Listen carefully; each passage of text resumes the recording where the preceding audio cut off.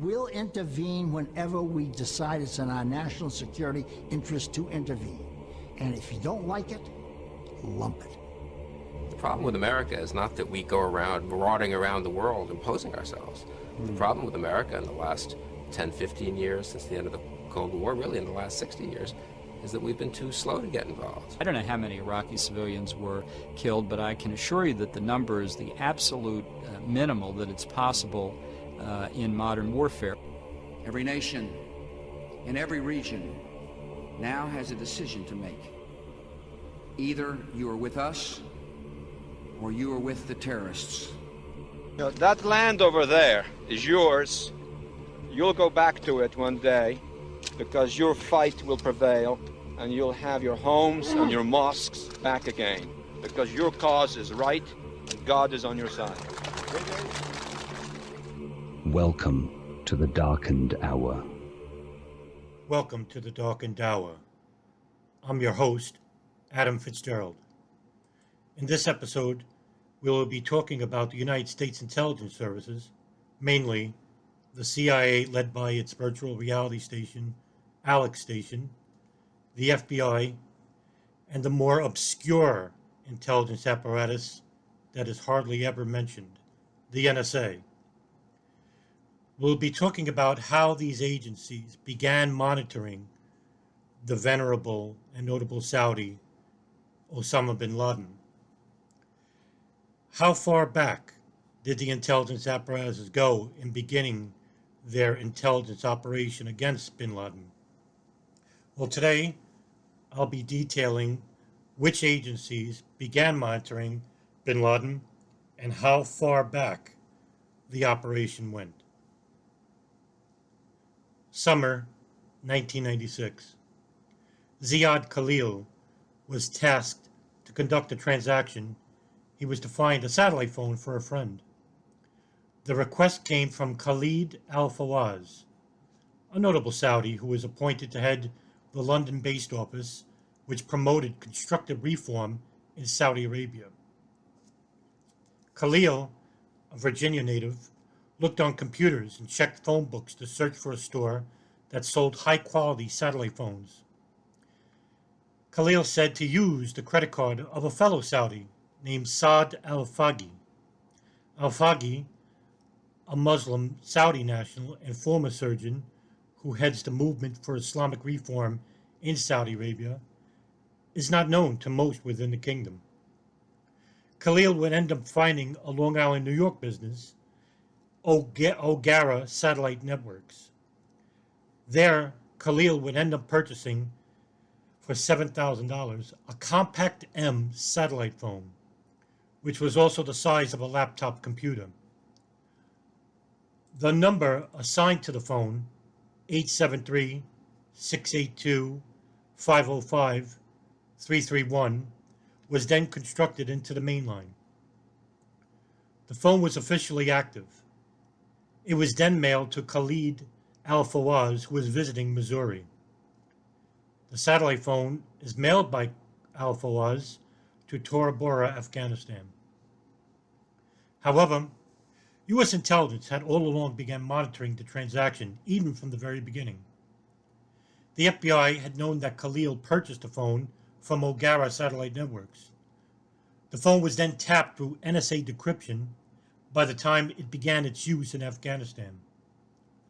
The phone belonged to a very important man who is just becoming known to most every single body in the world regarding the intelligence apparatuses. That man would be named Osama Bin Laden. Bin Laden began using the phone almost immediately. According to prosecution regarding the trial of Wadi al-Hajj, the calls went to many high-profile al-Qaeda numbers and also to al-Fawaz. More than 200 calls were placed to a Yemen home owned by Ahmed al-Hada. 100 calls each were placed to the Sudan and to the Iran.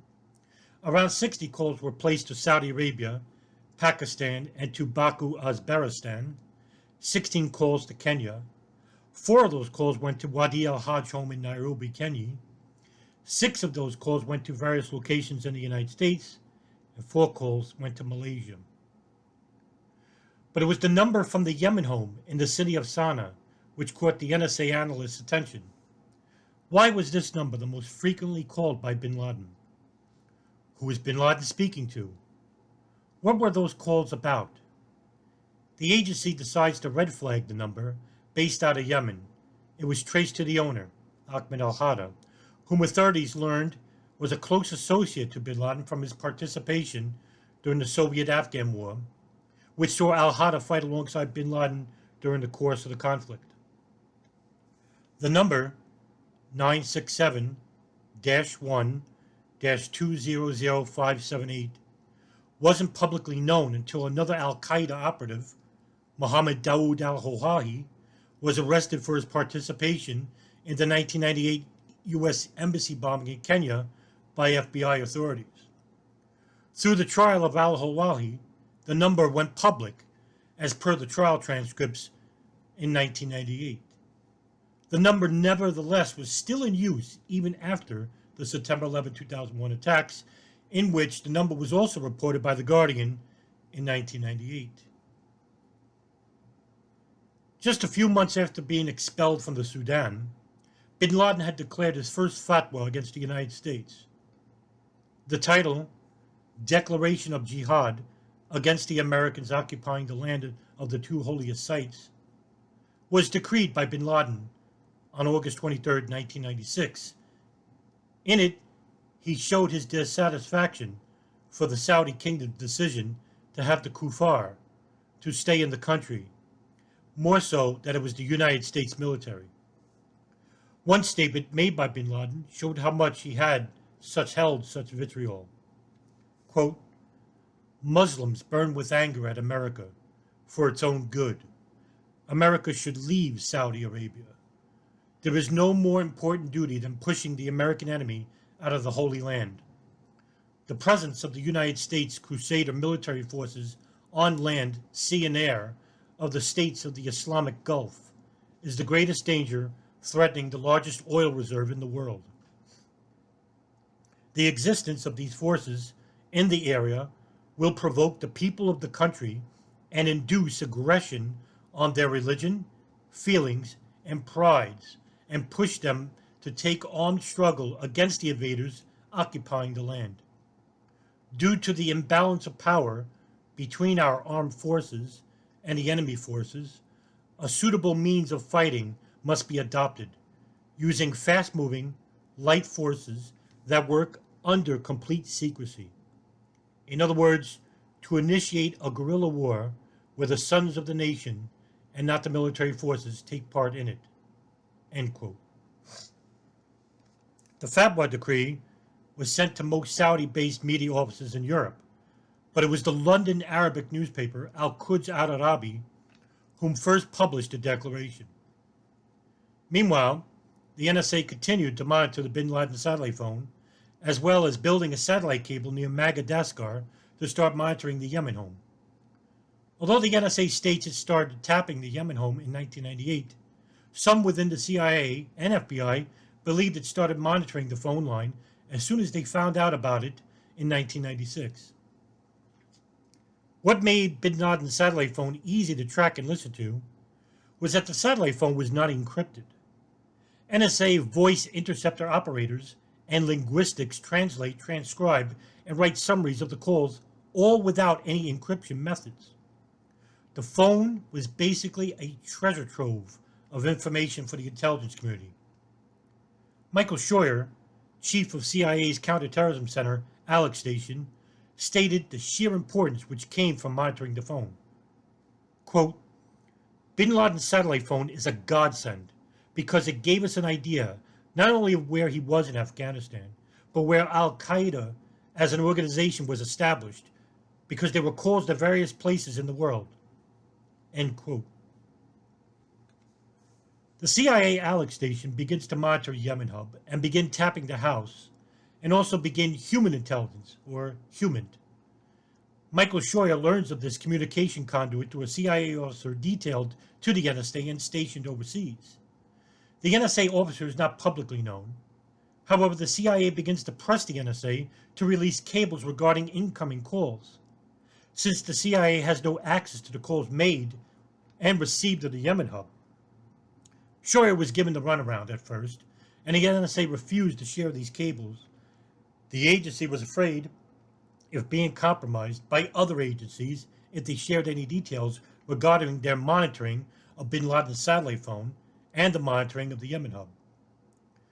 Shoyer was not deterred in the least. In December of '96, Shoyer would direct and visit Deputy Director of the NSA Barbara McNamara and implored her to share the other half of the cables with the CIA.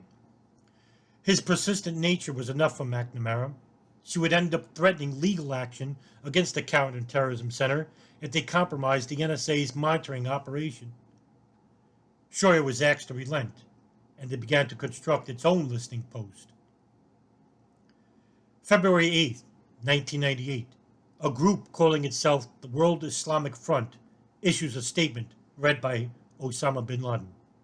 The group, made up of the following members: Ayman al-Zawahiri, Emir of the Jihad group in Egypt; Abu Yasser Rafai Ahmed Taha of the Egyptian Islamic Jihad; Sheikh Mir Hamza, secretary of the Jamaat al-Ulema in Pakistan; and Fazlur Rahman, Emir of the Jihad movement in Bangladesh. The fatwa was more pronounced and far more generalized than the one issued in 1996. This time, the fatwa declared that U.S. and Israeli citizens were now fair game for reprisals. Quote, "The ruling to kill the Americans and their allies, civilians and military, is an individual duty for every Muslim who can do it in any country in which it is possible to do it. In order to liberate the Al-Aqsa Mosque and the Holy Mecca from their grip, and in order for their armies to move out of all the lands of Islam, defeated and unable to threaten any Muslim. This is in accordance with the words of the Almighty Allah, and fight the pagans all together as they fight you all together. And fight them until there is no more tumult or oppression, and there prevail justice and faith in Allah." End quote. The issuing of the declaration was now advocating a total war, a war that was being monitored from the shadows by the intelligence agencies that was looking from afar. The NSA would monitor calls between two high-level al-Qaeda operatives, Abu Hafs al-Masri, who would later be named Mohammed Atef, who is the al-Qaeda military commander, and Wadi al-Hajj, Bin Laden's personal financier, between the months of January and February of '98.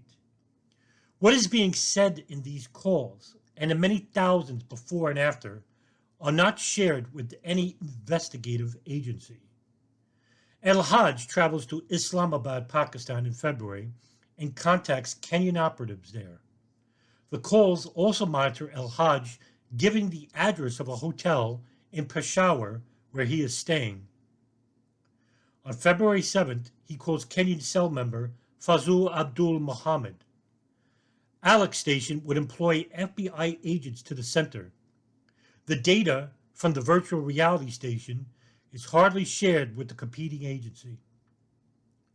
Dan Coleman, from the I-49 Counterterrorism Unit in New York, had received information from Alex Station, the CIA counterterrorism station, which shared to FBI agents about where Wadi al-Hajj is currently staying in Nairobi, Kenya. The staff at the counterterrorism unit believed Wadi al-Hajj could be a valuable asset. They deployed Dan Coleman, 2 CIA agents, and a Kenyan police officer to forcibly enter al-Hajj's house in Nairobi, Kenya with a search warrant. They take his computer and find a slew of incriminating evidence after decryption. One finding that showed in intricate detail of the East Africa terrorist cell was a letter belonging to Wadi al-Hajj. One part of the letter stated the wish for a global caliphate. Quote, "The second matter is that I would recommend to the good and wise Supreme Commander, which I implore to God to keep safe, to work hard, to return the caliphate to earth, and fight the forces of atheism, and dictators who wreaked havoc on Earth. We, the East Africa cell members, do not want to know about the operations plans since we are just implementers. We trust our command and appreciate their work and know that they have a lot of problems. But my advice here is for the practical part, only since we started the project for reestablishing the Muslim state is a collective effort and not an individual one. We are all part of it. End quote. The acknowledgement of war against America based on Bin Laden's fatwa of 1996, in which, quote, as you know, the decision to declare war on America was taken, and we only know about it from the news media. And we should have known about that decision, and the decision only, and not the plans, so that we could take the necessary precautions and to prevent causing any complications or failures in your plans due to our ignorance of them. End quote. However, more profound was after this investigation, al-Hada would move back to the United States on August 23, 1997. There he goes before a grand jury and is allowed to leave. While the FBI monitoring al-Fawaz, they now have the Islamic American Relief Agency on the radar screen, because Khalil is one of the agency's 8 regional U.S. directors. Khalil is also being monitored as he continues to purchase minutes for Bin Laden's satellite phone, which continues until 1998. On August 5th, 1998, the NSA picks up 2 calls, one from Khalid al-Mihdhar, a known al-Qaeda operative, the calls to his father, Ahmed al-Hada in Yemen. Another call to Bin Laden's home is from al-Fawaz. He is told by someone using Bin Laden's phone regarding a plan to bomb 2 U.S. embassies in Tanzania and Kenya in East Africa. On August 7th, 1998, 2 U.S. embassies are bombed by Saudi martyrs in trucks packed with explosives. However, if the NSA was monitoring the satellite phone of Osama Bin Laden, as well as the CIA, and NSA monitoring the Yemen hub as well, how did they miss this crucial operation? Surely they were talking about this over the phone lines.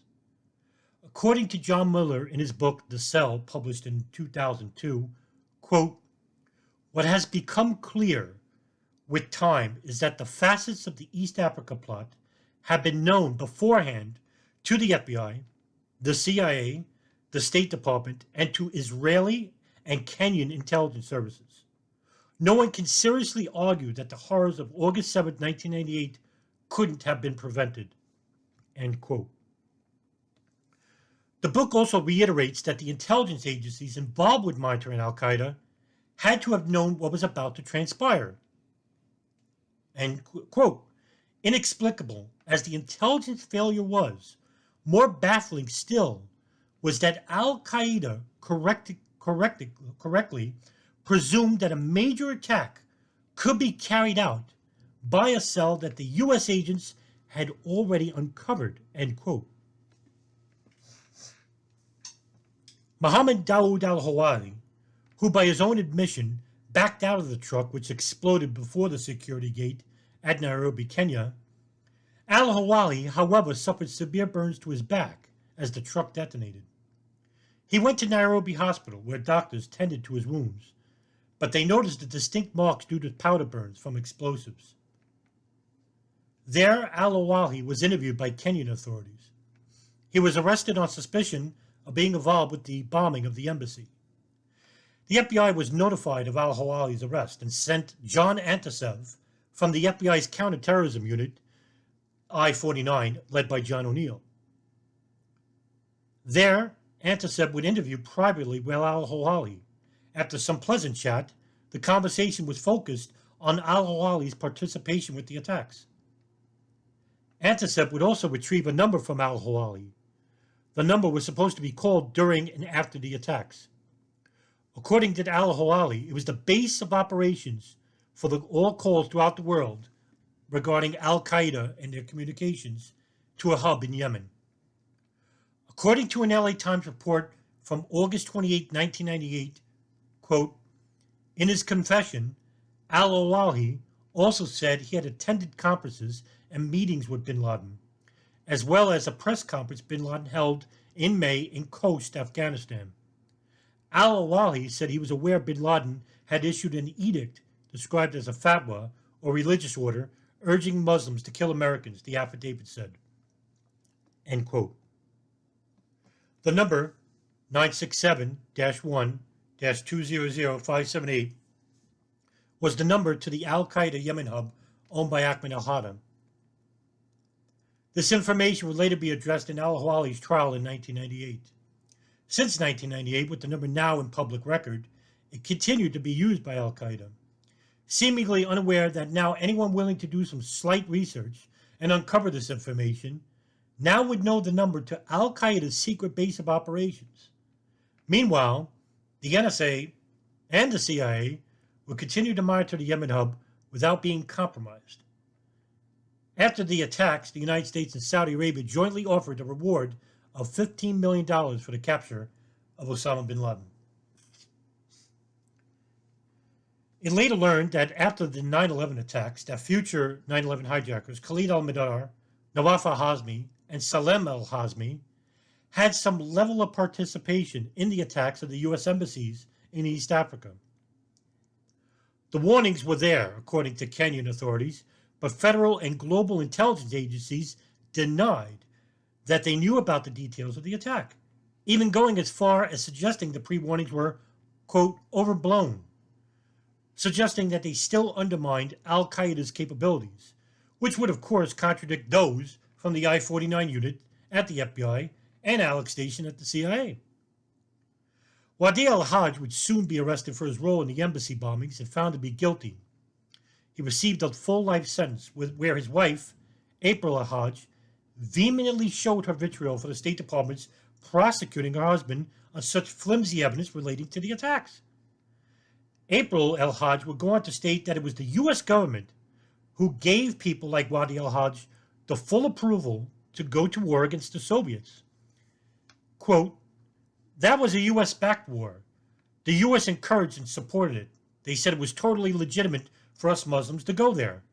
I didn't see the memo about when we were supposed to stop. Did you? End quote. Prudence Bushnell, the U.S. ambassador to Kenya at the time of the bombings, wrote in a 1999 cable filed in a civil case, quote, let me be blunt. Last year, when this mission raised the vulnerability of the previous embassy buildings, we received informal feedback that some in Washington thought we were overreacting. End quote. Bushnell would author a book about the bombings and the intelligence failures that went unanswered. The book, Terrorism, Betrayal, and Resilience, My Story of the 1998 U.S. Embassy Bombings, would question why thousands of injured Kenyans did not receive medical compensation from the American government, and why the CIA and FBI refused to share critical intelligence that might have prevented the tragedy. On September 24, 1998, British authorities would arrest Khalid al-Fawaz, along with 6 others, suspected of being involved with the East Africa embassy bombings from a covert intelligence operation code named Operation Challenge. The men were suspected of being involved with al-Jihad. Al-Fawaz would later be convicted of being involved with the attacks and sentenced to life imprisonment in 2015. The NSA, however, would lose the track on bin Laden's satellite phone in 1998. According to White House Press Secretary Sarah Sanders, it was the media who reported the story that the NSA were listening in onto bin Laden's satellite phone. Quote, one of the worst cases was the reporting on the U.S. ability to listen to Osama bin Laden's satellite phone in the late 90s. Because of that reporting, he stopped using that phone, and the country lost valuable intelligence, end quote. However, this turned out not to be the case. According to CIA officials, it was from an August 17, 1998 Washington Post story that triggered bin Laden's decision to stop using the satellite phone. The story was from Vincent Canestrato, a former CIA counterterrorism official who would be quoted as saying, quote, "I do not have current access to intelligence collection data techniques, nor am I aware of the specific nature of any intelligence information the U.S. intelligence community has on bin Laden's alleged responsibility." End quote. CIA officials would later state bin Laden had not been aware of the story reported by the Washington Post. He would have still used the phone. Meanwhile, Alex Station would undertake integral changes to its command structure, starting with the demotion of its former chief, Michael Scheuer, who had become too insular even to his superiors. On June 26, 1999, Richard Blee would become the new deputy chief, with Cofer Black the new counterterrorism director. The decisions came from George Tenet, the director of the CIA. 1 year prior, Tenet would openly declare war on al-Qaeda after the fatwa issued by bin Laden. With Black, the CTC had a real clandestine type official who was willing to get his hands dirty. Black would outline a comprehensive operation on how to plan and execute bin Laden. By September, the plan, as it was so aptly named, called for the covert operation to sublet covert teams into Afghanistan and monitor from a short distance the bin Laden Khaldean training camp. The plan was outlined this way. Quote, "They sought to surround Afghanistan with secret covert bases for CIA operations, as many bases as they could arrange. Then they would mount operations from each of the platforms, trying to move inside Afghanistan and as close to bin Laden as they could to recruit agents and to attempt capture operations. Black wanted recruitments, and he wanted to develop commando or paramilitary strikes teams made up of officers and men who could blend into the region's Muslim populations." End quote. December 29th, 1999. Jordanian authorities arrest Ziad Khalil. He immediately cooperates with the investigators. They find out he had been helping Hamas through the Islamic Association for Palestine, using a portion of the funding which came from the charity, or zakat. The FBI also links him to more notable Islamic mosques. The Al-Khifa Refugee Center, a charity front with ties to both bin Laden and the CIA in Brooklyn. Once in custody, Khalil cooperates with the FBI and is said to provide crucial evidence against bin Laden's U.S. operations. However, he is quickly released. Meanwhile, United Press International reporter Richard Sale would publish a report about the enormous amount of metadata the NSA had collected over the many years regarding al-Qaeda throughout the world. Quote, "The United States has scored notable success in an information war against the organization of terror suspect Osama Bin Laden. U.S. hackers have gone into foreign bank accounts and deleted or transferred money and jammed or blocked the group's cell or satellite phones." End quote. At around this time, General Peter Shoemaker and General Hugh Shelton would begin a joint military operation meant to use technological means to collect metadata for the Department of Defense, similar to Alex Station of the CIA. It was codenamed Able Danger, led by a team of 5 of the military's top logistics and tech-savvy minds. It would collect thousands and thousands of data, accumulating to 3 terabytes, showing 2 cells operating inside the United States. One led by Omar Abdel Rahman, the Brooklyn cell, and one cell led by Mohammed Atta, or the Hamburg cell. The operation was not supported by CIA.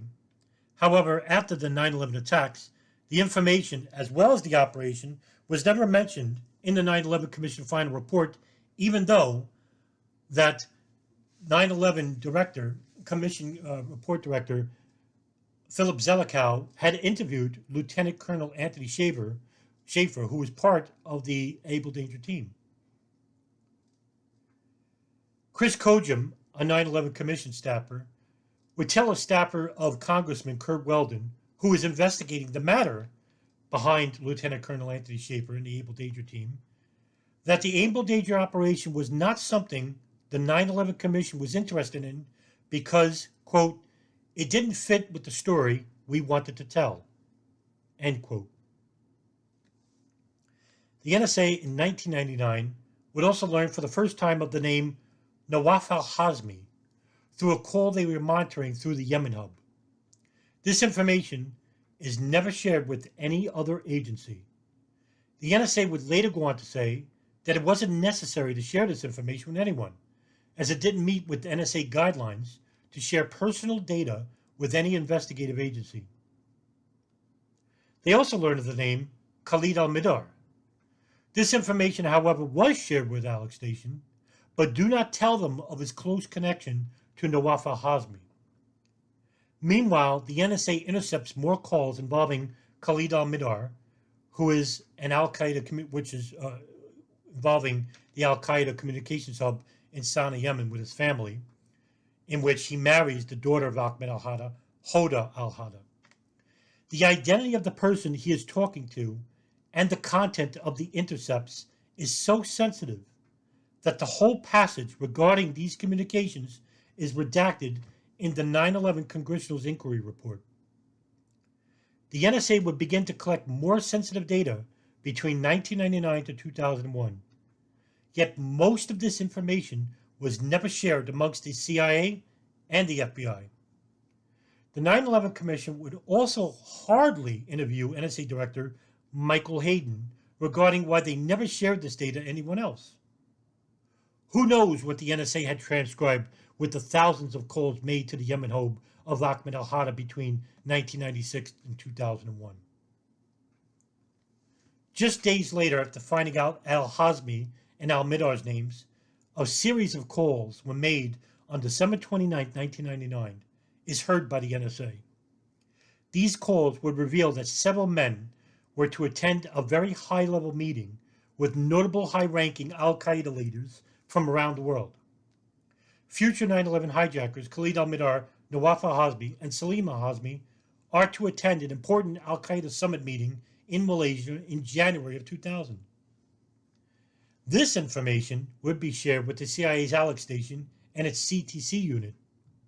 The FBI's I-49 unit, as well as the regional New York City field office, are also informed about the revelation uncovered by the NSA.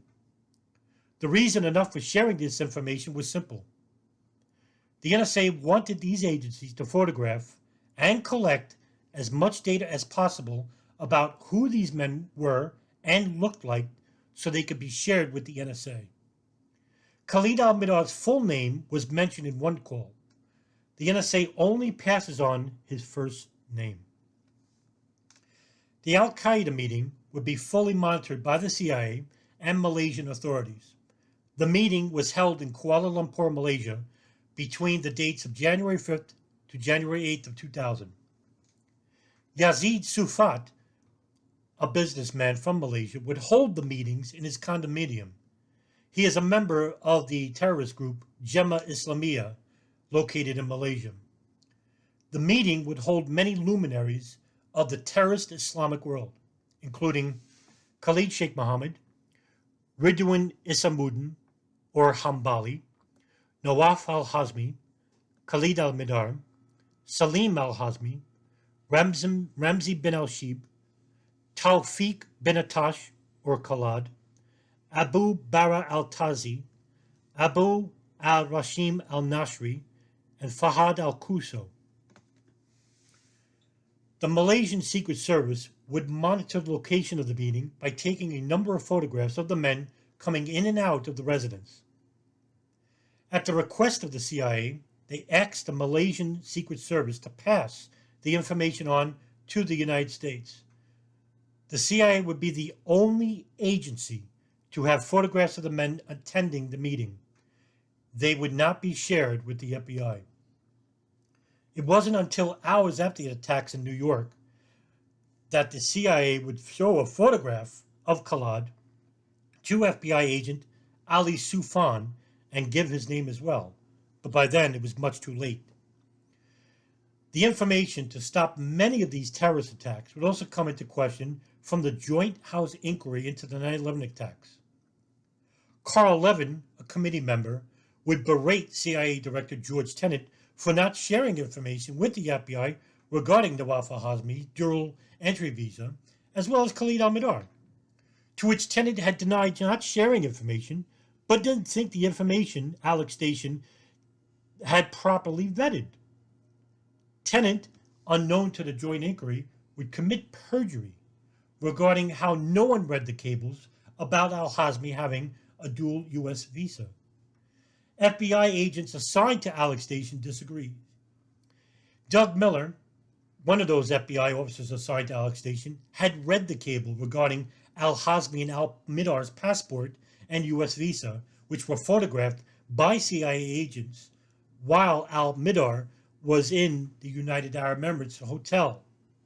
Miller drafted a cable warning the FBI headquarters about both men now available to enter the United States, that they were both al-Qaeda operatives who were also involved with the U.S. Embassy attacks in 1998. The cable, which was read by Alex Station liaison officer Michelle Ann Casey, who would go on to Tom Wilshire, the deputy director of Alex Station. Wilshire would inform Casey to put a hold on sending. Mark Rossini, another FBI agent assigned to Alex Station, saw the cable was on hold per Wilshire. He went straight to Casey and asked why the cable had not been sent. Rossini would later tell Frontline PBS, quote, "This was not a matter for the FBI. The next al-Qaeda attack is going to happen in Southeast Asia, and their visas for America are just a diversion. You are not to tell the FBI about it. When and if we want the FBI to know about it, we will." Rossini recalled going to Miller's cubicle right after his conversation with Casey. "He looked at me like I was speaking a foreign language.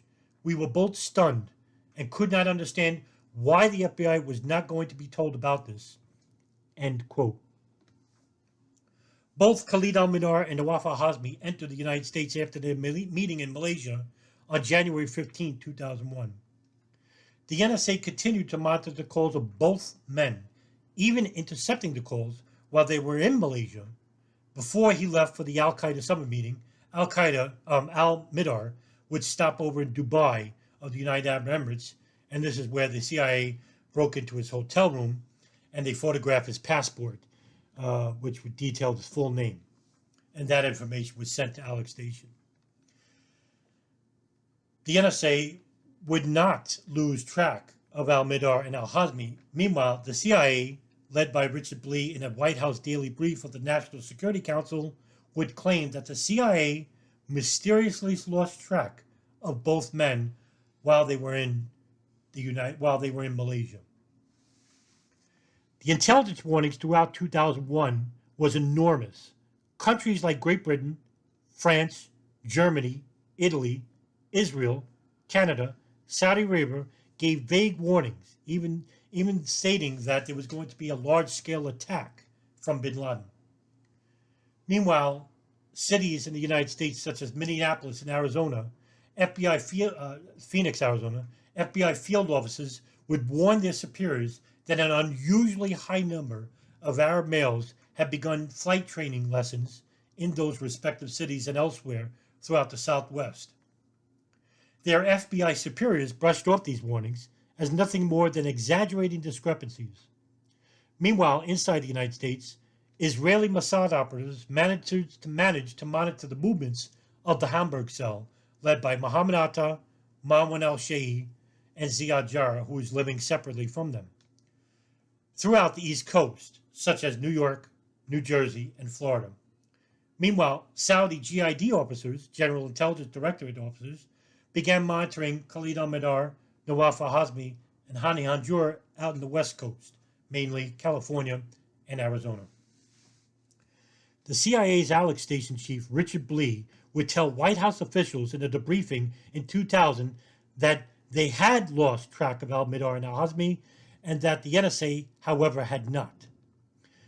The NSA had managed to locate the phone of al-Mihdhar while in Bangkok, Thailand on January 8th of 2000. This information was never shared with any agency. Again, it seemed that the NSA had always been in constant contact with members of the Yemen hub and al-Qaeda, while the CIA was just steps behind and the FBI kept in the dark. While 9/11 Commission Director Philip Zelikow states that the NSA would not have the technological capabilities to decipher the calls made out of the Yemen hub, intelligence historian Matthew Aid states that this is far from the case. In an interview with ProPublica in 2013, quote, "Back in 2001, NSA was routinely tracking the identity of both sides of a telephone call," end quote. However, what the NSA had known since 1992 was far more sensational, massive in its totality, and rather damning to the agency. The metadata collected by the NSA, the thousands of phone calls monitored from the Bin Laden satellite phone to the Yemen hub, is absolutely enormous. The absence of sharing this remarkably important data with anyone outside the agency could be seen as criminal negligence and could also be seen as being culpable of complicity to a high degree in regards to certain terrorist attacks. According to Thomas Drake, former NSA senior executive, in his interview with Barbara Koppel of The Nation in 2013, Koppel, "What did you tell the Saxby-Chambliss Congressional Subcommittee and the Congressional Joint Inquiry?"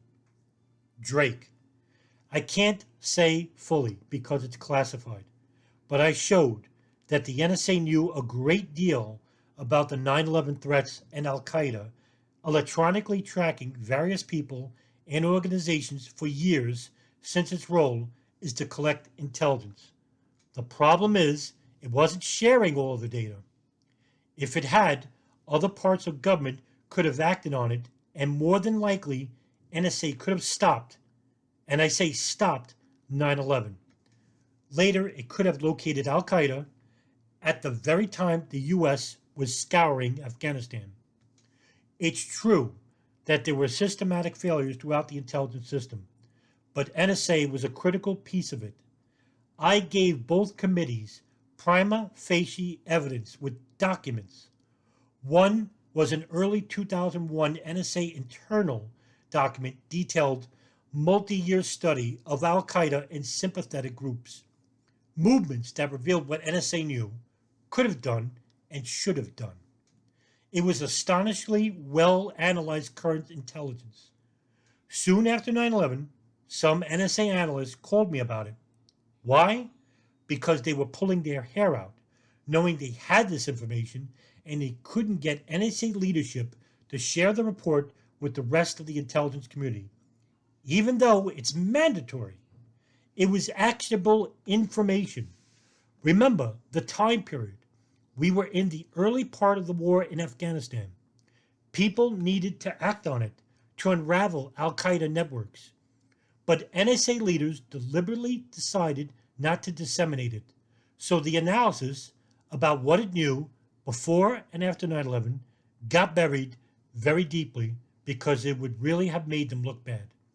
In fact, after the analyst called me to complain, I told my superior, Maureen Baginski, Director of Signals Intelligence, who was the number 3 person at NSA, but instead of acting on it, she got mad at me. She said, "Tom, I wish you'd never brought this to my attention." Koppel, why? Drake, because she no longer had plausible deniability. End quote. After the September 11, 2001 attacks, the foreign agencies of Israel and Saudi Arabia were also unchecked by the State Department, who had no idea they were even here, or even the FBI. It was the FBI who had to manage the after effects, or even allowed many of the Israeli operatives who were using moving companies located in New York, New Jersey, and Florida to monitor the hijackers to be deported without any follow-up investigation. The Saudis were left to leave the country, many of them high-ranking officials known to many within the State Department. 2 congressional inquiries, the 9/11 Commission and Joint House Inquiry, would never even mention the foreign agencies from Saudi Arabia and Israel in their final reports, nor would they even mention about Able Danger or what Thomas Drake had mentioned to them in closed-door sessions. The obvious question is, how much did the National Security Agency uncover since 1996? Unless the public has access to that transcribed data, we will be left to our imagination. It gave rise to numerous conspiracy theories who have come under daunting public scrutiny over the next 20 years, some that even exist to this day, about how the intelligence agencies were seemingly allowing al-Qaeda operatives to travel freely and conduct operations worldwide without interference. From the Khobar Towers bombing, the U.S. Embassy bombings, the Cole bombing, to the 9/11 attacks, that these incidents were allowed to happen. Can you blame some of them? That ends this episode of The Darkened Hour. I'm your host, Adam Fitzgerald, and I'll see you in the next episode.